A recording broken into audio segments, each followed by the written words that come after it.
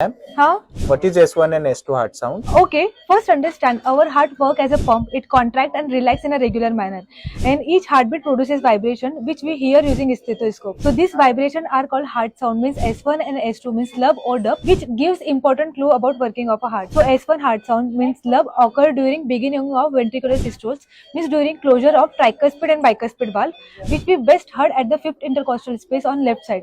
Where S2 heart sound means dub occur during end of ventricular systoles, means during closure of aortic and pulmonary valve, which we best heard at the base of the heart.